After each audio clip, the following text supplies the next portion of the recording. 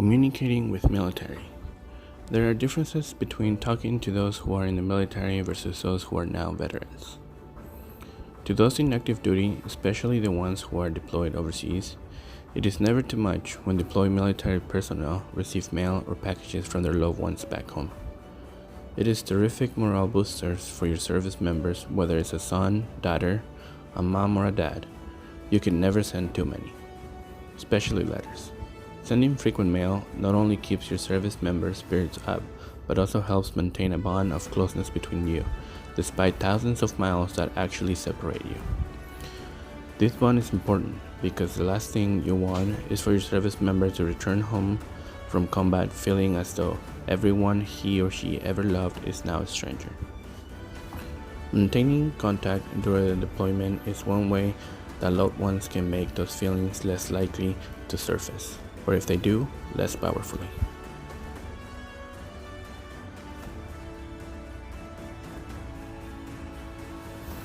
Patience can be an important virtue for extended family and friends during this time. If your service member is married or has children, you may notice that she or he is focusing a lot of energy communicating with his or her spouse and children. Chances are good that your service member hopes that you'll check in on his immediate family to make sure they're doing well in his absence, and also hoping that the immediate family is keeping you up to date on how he's doing. However, if the lines of communications are not optimal between the immediate family and you, don't take this issue up with your service member while he is in a combat zone. Instead, follow up with the family in person if possible. Potentially, because of a move associated with this deployment, the family might lack of a local support network, and therefore you can be a vital resource of strength and support for your service member's family.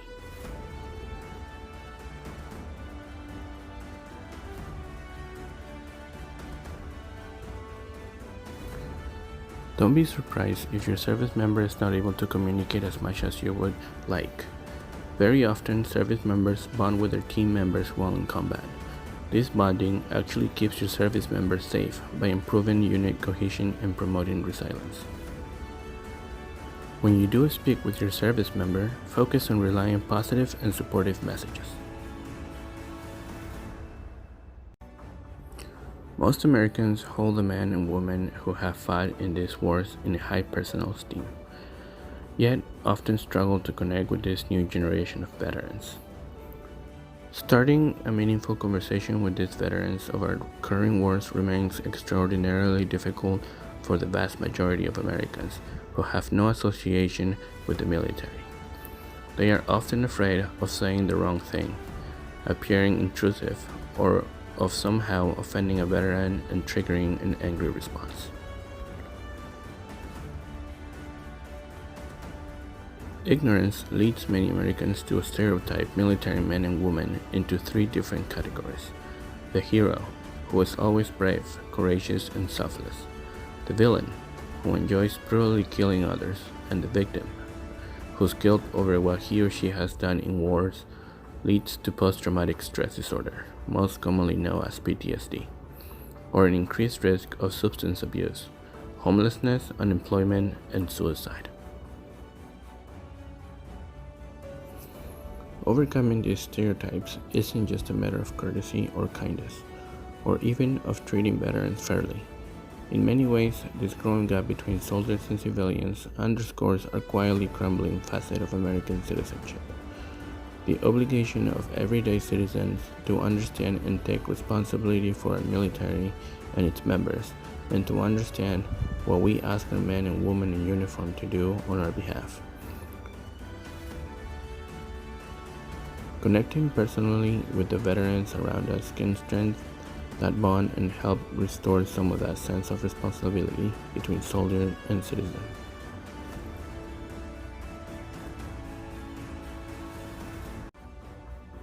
To encourage our fellow citizens to reach out and connect with veterans, not only on Veterans Day but every day, there are suggestions about questions to avoid and questions to ask.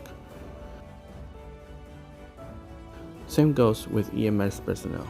Some EMTs, paramedics, firefighters, police go through dramatic encounters that can scar them for life. Some may even develop PTSD, and we as civilians have to learn how to speak with these first responders as well.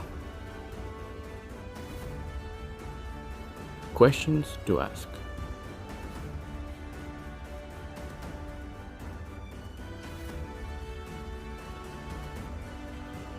What service were you in?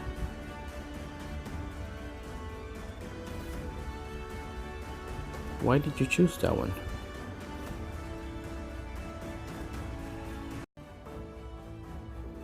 Are you still in the military? What inspired you to join?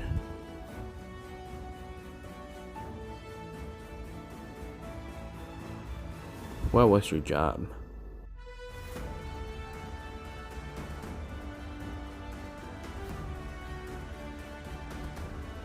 What surprised you the most about being overseas?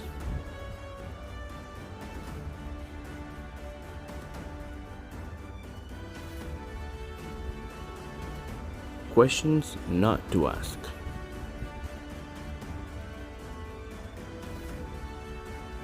Did you ever kill anyone?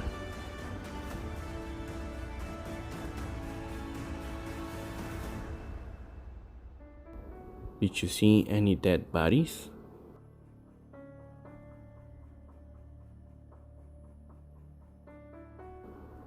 What was the worst thing you ever saw?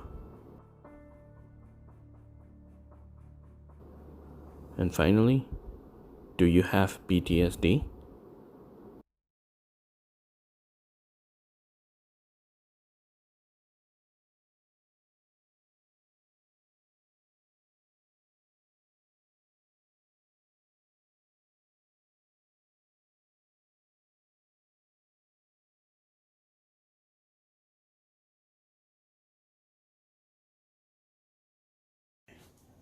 My guest speaker is an Army veteran Surgeon Benjamin Hanks. He served for 3 years and 2 months with one tour to Baghdad, Iraq. Hi Ben, how you doing? Great. How you doing today? Great, thanks. Okay, so I want to ask you a couple questions about your experience in the military and how people communicated with you in that period when you were in the military and after you got out of the Army.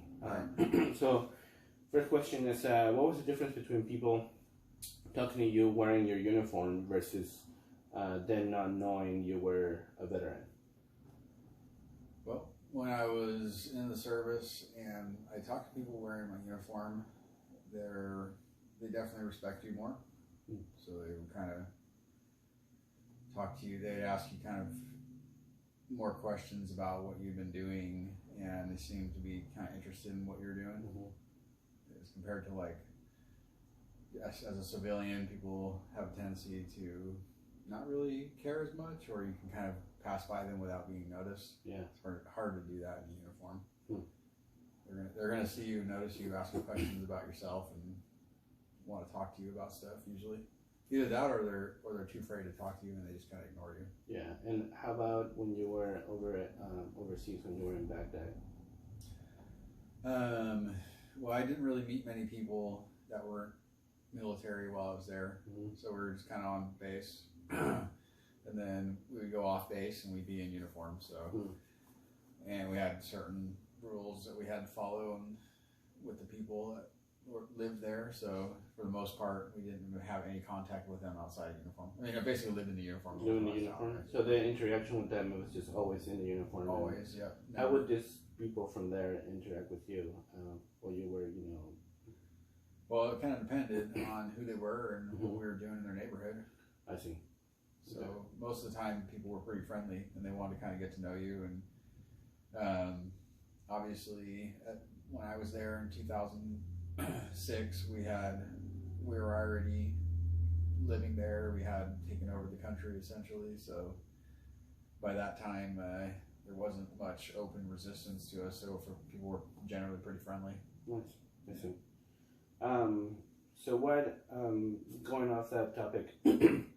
After you got out, and then there's some people that come from the military with like PTSD problems and stuff like that.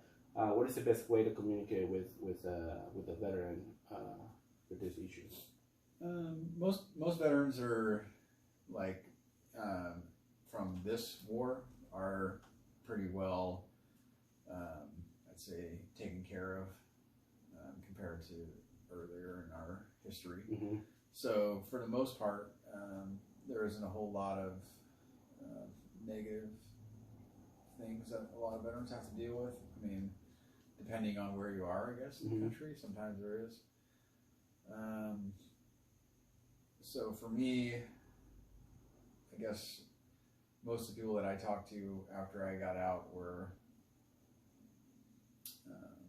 usually pretty like just curious about what we were doing and stuff. As far as the PTSD thing goes, I mean, as a veteran with PTSD, I would say, you know, it just kind of varies. I think a lot of veterans like the opportunity to talk about it. Mm-hmm. They want people to know that they're, you know, struggling with issues. Kind of helps to kind of normalize it inside your own mind. And I believe this is what you're going to school for, right? Yeah. You're majoring in psychology, is that correct? Yeah. I've graduated bachelor's in psychology from Willamette, and now I'm going to George Fox for their doctorate in clinical psychology starting in August. Yeah. So I mean, and with that being said, you're probably going to be interacting with a lot of military people, trying to help them out. Just kind of the same way you've all the stuff you've gone through. Yeah. With it. Another question is like, what would the like? I don't know if you've been on an incident before or like an accident or anything, some sort of like emergency situation. Yeah. But how would you what would be the best form to communicate in an emergency situation with a military? I don't know if you had emergency situations over there between military and a veteran. So I mean, you know, when something's happening, everything gets really loud, including the people that are involved. So you're gonna have to kind of understand that it's going to be people are going to be giving orders, people are going to be taking orders, and depending on the kind of person, if there is somebody with experience there, then you would hope that somebody with less experience would just do what they're told to do in the situation and not try to like argue about it or, you know, come up with their own thing. If someone knows what they're doing, it's best just to listen to them. I see. And have you dealt with any like an emergency situation here, being a veteran? Yeah, I mean, I've definitely been in some situations where like dangerous things happened and lots of stuff, you know, since I've been out of the Army even, you know, so I experienced a lot of it down there and a lot when I got home. And when did that happen, did the other person knew you were a veteran, or did you inform them you were a veteran? And then would that make that interaction a little different? I think maybe, yeah, like at times, you know, there's a lot of situations where people will treat you differently knowing that you're a veteran. Yeah, I mean, like,